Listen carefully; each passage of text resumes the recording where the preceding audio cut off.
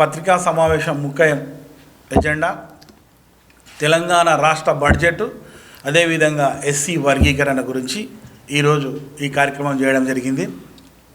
ముఖ్యంగా తెలంగాణ రాష్ట్రంలో supreme court August 1 తారీఖు 2024 ఆగస్టు 1 తారీఖు ఇచ్చిన తీర్పుని శిరసావహిస్తూ రాష్ట్ర ముఖ్యమంత్రి అయిన పాలమూరు మట్టి బిడ్డ అయిన యనుమల రేవంత్ రెడ్డి గారు తెలంగాణ రాష్ట్రంలోనే ఎస్సీ వర్గీకరణ అన్ని కులాలు అంటే 59 కులాలకు అన్నిటి కూడా సమన్వయం చేస్తానన్న ఒక ఉద్దేశంతో అసెంబ్లీ సాక్షిగా సుప్రీంకోర్టు ఇచ్చిన తీర్పును ఒక ఆర్డినెన్స్ ద్వారా రాష్ట్రంలో తొలి రాష్ట్రంగా నేను అమలు చేస్తానని వాగ్దానం చేయడం జరిగింది.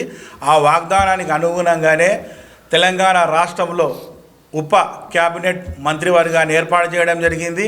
ఆ మంత్రివర్గం కూడా ఒక నిర్ణయం తీసుకొని పంజాబ్ మరియు హర్యానా, తమిళనాడులో ఏ విధంగా అయితే ఎస్సీ వర్గీకరణ ఏ విధంగా చేసిర్రో అక్కడ ఏకసభ్య కమిషన్ ఏర్పాటు చేసి అక్కడి స్థితిగతులను తెలుసుకొని చేయడం జరిగిందని ఉప కమిటీ ఆదేశానుసారం ఒక ఏకసభ్య కమిటీని వేయాలని చెప్పి ఏకసభ్య కమిటీ నిర్ణయించడం జరిగింది. ఆ నిర్ణయంలో భాగంగా రాష్ట్రంలో తెలంగాణ రాష్ట్ర ఎస్సీ వర్గీకరణకు ఏకసభ్య కమిషన్ చైర్మన్గా తెలంగాణ రాష్ట్ర ఉప క్యాబినెట్ మంత్రివర్గము షమీం అఖ్తర్ గారిని నియమించడం జరిగింది. ఆయన కూడా షమీం అఖ్తర్ గారు కూడా పారదర్శకంగా ట్రాన్స్పరెన్సీగా ఈ రాష్ట్రంలో ఉమ్మడి జిల్లాలన్నీ కూడా తిరిగి 8681 అప్లికేషన్ తీసుకోవడం జరిగింది విత్ ఆన్లైన్తో పాటు. అంటే అక్కడ ఉన్న స్థితిగతులను, అక్కడ ఉన్న ఆర్థిక వ్యవస్థను విద్యాపరంగా, వైద్యపరంగా, సామాజికరంగా అక్కడ ఉన్న వ్యవస్థ అంటే ఎస్సీ కులాలలో ఉన్న 89 కులాల స్థితిగతులు ఏ విధంగా ఉన్నాయో తెలుసుకోవడానికి ఉమ్మడి రాష్ట్రం మొత్తం తిరిగిందనమాట. ఆ తిరిగిన క్రమంలో ఆయన ఒక కమిషన్కు ఒక నివేదికను సమర్పించడం జరిగింది. ఎస్సీలో ఉన్న ఉపకులాలన్నింటినీ కూడా అన్ని కులాలకు న్యాయం చేయాలన్న ఒక ఉద్దేశంతో ఎస్సీ వర్గీకరణను ఏబీసీగా విభజించి వారి కులాలకు అన్నింటి కూడా సమన్వయం చేయాలని చేయడం జరిగింది. ఆ వెంటనే ఉప కమిటీని క్యాబినెట్లో పెట్టడం, క్యాబినెట్లో ఏకసభ్య కమిషన్ ఇచ్చిన దానిని ఆమోదించడంతో పాటు అసెంబ్లీలో చర్చ పెట్టి మొన్న అసెంబ్లీలో రేవంత్ రెడ్డి గారు చర్చ పెట్టి ఎస్సీ వర్గీకరణ ఎందుకు కావాలి, ఏ విధంగా చేయాలి, చట్టబద్ధత కల్పించాలన్న ఒక ఉద్దేశంతో అసెంబ్లీలో ఉభయ సభల్లో 2 అసెంబ్లీలో కానీ ఆ శాసన మండలిలో కానీ ఎస్సీ వర్గీకరణ బిల్లును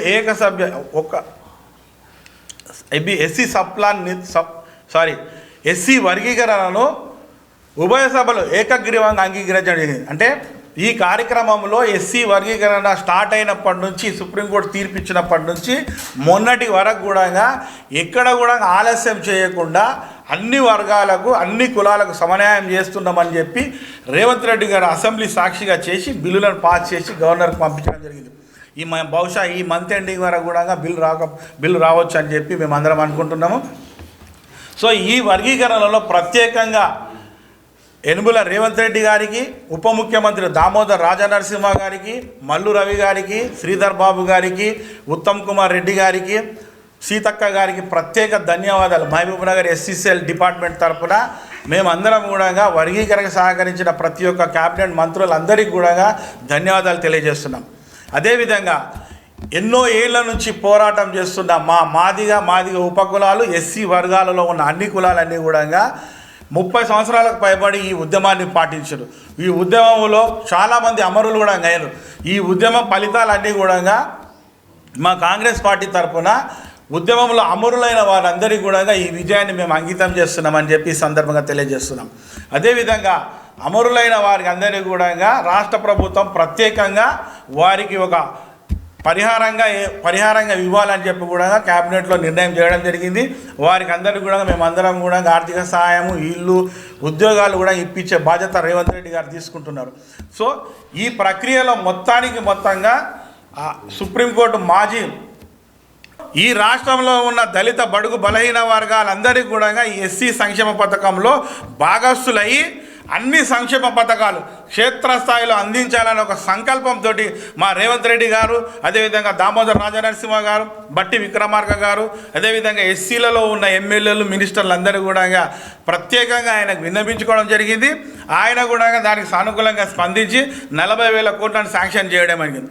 సో గ్రామాన కూడా ఈరోజు దళితులందరూ కూడా వర్గీకరణ విషయంలో ఎస్సీకి సంబంధించిన సంక్షేమానికి సంబంధించిన బడ్జెట్ 40,000 కోట్లు కేటాయించడం వల్ల రాష్ట్ర వ్యాప్తంగా దళితులకు సంబంధించిన ఎస్సీ డిపార్ట్మెంట్ ప్రతి డిస్టిక్ హెడ్ క్వార్టర్లో ప్రెస్ మీట్లు, పాలాభిషేకాలు చేయడంతో జరుగుతుంది.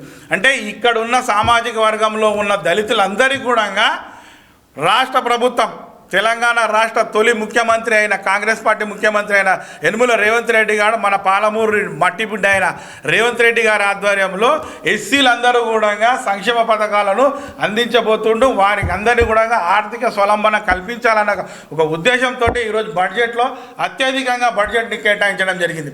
ఈ బడ్జెట్లో కూడా సప్లాన్ నిధులను కూడా కలిసి ఉంటే ఆ సప్లాన్ నిధులను ఈ జనరల్ బడ్జెట్ నిధులను కలుపుకొని మా వాడలన్నీ కూడా ఇప్పుడు దేదీప్యమానంగా వెలిగే ప్రయత్నం చేస్తున్నామని చెప్పి మేము ఈ సందర్భంగా తెలియజేస్తున్నాం.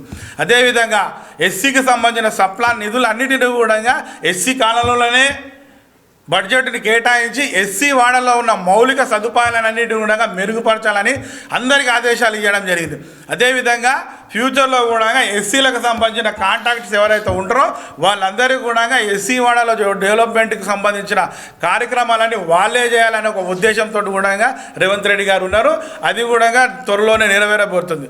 ఇకపోతే ఎస్సీ ఎస్టీలకు సంబంధించిన రాజీవ్ యువ వికాస్ పథకం కింద కూడా ఎస్సీలకు సంబంధించి 4 లక్షల వరకు లోన్ ఇవ్వడం జరుగుతుంది, సబ్సిడీతో కూడుకున్నది. అంటే ఎక్కడ చూసినా కానీ కూడా దళితులకు ఈ పార్టీ ఎప్పుడున్నా కానీ వెన్నుదున్నుగా ఉన్నది. పార్టీ కాంగ్రెస్ పార్టీ కూడా మేమందరం కూడా వెన్నుదున్నుగా ఉన్నామని చెప్పి మేము ఈ సందర్భంగా తెలియజేస్తూ, ఈ వర్గీకరణకు అందరూ సహకరించిన ఉద్యమకారులకు కానీ, అమరులైన వాళ్ళకు కానీ, రాష్ట్ర ప్రభుత్వానికి కానీ, ప్రభుత్వం అంటే ప్రజాస్వామ్యంగా మాకందరికీ న్యాయం జరగాలని చెప్పిన చంద్రచూడ్ గారికి, షమీం అఖ్తర్ గారికి ప్రత్యేకంగా ఈ సందర్భంగా ధన్యవాదాలు తెలియజేస్తున్నాము.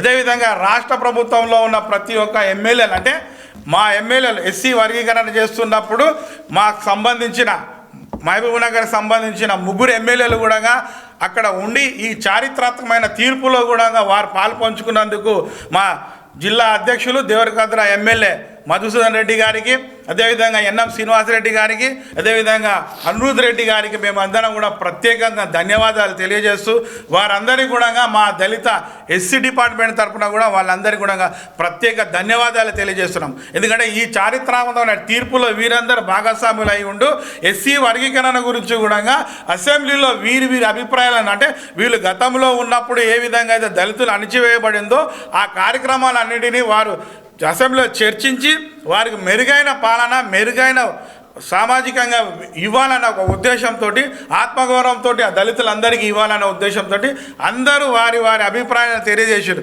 మహబూబ్నగర్ అని కాదు, రాష్ట్ర వ్యాప్తంగా ఉన్న ప్రతి ఒక్క ఎమ్మెల్యేలందరికీ, క్యాబినెట్ మంత్రులందరికీ కూడా మేము ప్రత్యేకంగా ధన్యవాదాలు తెలియజేస్తున్నాం. ఇదే విధంగా